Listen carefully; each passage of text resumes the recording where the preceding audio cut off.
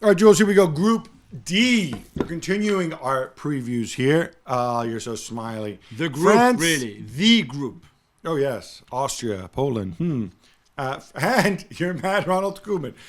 So France, Holland, Austria, and Poland. Yeah.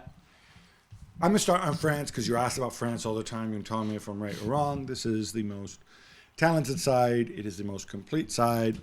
It has possibly the most defensive conservative manager of any of the top teams. But that's okay. He won a World Cup, reached a World Cup final, playing that way. Yeah. We know all the stars. We know all the players. I do have some question marks. I think he makes some questionable individual choices. He can't questionably pick Lucas Hernandez because he's injured again, which might be a bit of a blessing in disguise, I think, from that perspective. But I see too much Upamecano in this team with the season he had and not enough Saliba. Yeah. And also, the Mbappe at center forward, part of me says, why do we have to experiment with this when you had a formula at the World Cup that worked with Giroud at center forward and Mbappe wide? Because Giroud can't start anymore. And we saw that against Canada. He played 60-odd minutes, and it's just not. I think now is the moment where you see that. He just played a whole season and played really well. But this is not international level. This is not Euros. He's not. I don't think he's really. I don't think he could start at the Euros. As much as I love him and as much as I would love him to, no. Right. And we saw that against Canada. So you could put Thuram central and Kylian on the left, but that means Kylian will still have to defend. And Deschamps doesn't want him to do that. He doesn't want to do that. So you put him central and you just build everything around him and for him. Deschamps said the other day, the closest he is to the goal, the better it is for us. So we want to keep him up there. Not left, not right, not deeper, just right there and get him the ball. So Griezmann is going to play closer to him, Thuram on the left and Dembélé on the right. Keep him right there with 80 players around him and we'll see how well he does and how much he gets kicked. Holland and your man, the Dutch guy, Koeman. Yeah. Okay, look, I think it's a big blow for Koopmeiners, although sometimes I wonder with Koeman, with some of his options, like Koopmeiners, like Zirkzee. I wonder if he knows who they are, frankly, because they're not right under his nose. Even, it was not picked. Yeah, now he's back, so it's fine. So what gets me about this is they have good defenders. We can just debate how they fit together. I think they have decent midfielders, Timmy Simons, Reinders. But then up front, it's still the same Gakpo and... Yeah, and Memphis and Is Malen. he just Memphis? Really. Antonio Malen, yeah. Nothing to write home about there, yeah? No, and Weghorst on the bench, coming as a sub. He scored against Iceland on Monday night. Yeah, no, I agree with you. I think there's still enough talent in that team to... Are they guaranteed to finish second in the group? They will go through. You think you're that confident? Is it just because of the talent gap with Austria and Poland? I think it's a good team. It's a really good team. I've watched the last two games. I was quite, to be fair... Right. Quite impressed by some of the things they do. Even with the Dutch guys as a coach, they build with the three. Gakpo plays left wing back. Dumfries plays right wing back. There's a lot of movement. De Jong missing the Euros is big. Koopmeiners missing the Euros is big. But I think they've got loads of talent. Austria, Ralf Rangnick, the pressing machine. Obviously, David Alaba is going to be there. I looked at this, and it is one of those things. This is a blue-collar team. There isn't much in the way of quality on this Austria side and you're still relying on Marko Arnautovic up front and working hard. I think it's really hard to get out of a group when you're like that. Poland, there is more talent, as I view it. They just haven't played well in a long, long time. Yeah. And I don't know what condition Robert Lewandowski's in. He picked up an injury on Monday night. They lost Milik. They've lost Szyszewski as well, who replaced him. So decimated with injuries. I prefer the Austrian squad than the Polish squad, to be fair. I think there's more talent for Austria than there is for Poland. I think this is one group where maybe the third place team does not get through. Maybe. We have France and Holland first and second, yeah? Yeah. All right, moving on to Group E. Belgium, Ukraine, Slovakia, and Romania. I was talking about Belgium. My man Tedesco, one of... I don't know if we can claim him as Italian, but four Italian managers at the Euros. It's the old story with Belgium. You got wonderful talent up front. Depends how fit De Bruyne is, what he can give you, but you still have Doku and Lukaku. And in midfield, I know Penda in midfield, Tielemans, Onana as well.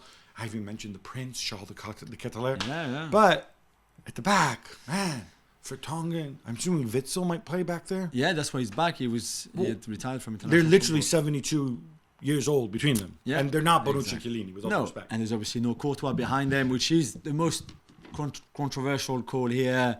Really, the only thing that we should focus on is why the fight between Tedesco and Courtois. Why is he not there when he's the best goalkeeper in the world? When he's proved his fitness now and plays the last 5 games of the season, it's mad. I think that It seems so petty. terrible. And you know who I feel bad? I feel bad for De Bruyne here because this could be his last major tournament. And to be deprived of such a top teammate as a result, when a tournament that Belgium, I think, could win, they'd be in the conversation with Courtois. Yeah, probably. Yeah. Ukraine, this is another team where I was looking through the players again. There is a lot of talent there. Dovbyk, the kid Sudakov, who everybody talks about, does like the Trubin, the keeper. Zabarny, maybe he wasn't that good this year, but we know is a good, is a really good Zinchenko. defender. Yeah, Mudryk. Zinchenko, some people like Mudryk too. Yeah. But it just doesn't come together for Rebrov. Can it come together in this tournament, considering that the other 2 teams in the group are nothing to write home about? Yeah, so they would qualify because behind Belgium they're the best, way ahead of Slovakia and Romania. But it's after that, and every time you see them play, they play deep, they play quite defensively. I don't know why they just get this approach instead of trying to play. They've got enough good players to play a different style of football, and yet they never do. Slovakia, good news is there's an Italian coach. Again, Bad news is he did really badly when he took over and Napoli did both jobs. In a lot of previews, a lot of people saying, like, Skriniar is their best player. That's funny. I thought Skriniar had retired 18 months ago. No, wait. That's me. He pretends to play for Paris Saint-Germain. He does, yeah. There's nothing, there's very little there. Lobotka in midfield, but he's got nobody to pass to. Yeah. It's tough for them. Romania, similar story. They're going to defend a lot. Quality, Yanis Hadji, Dennis Mann sound like good ideas who haven't lived up to the hype. Yeah.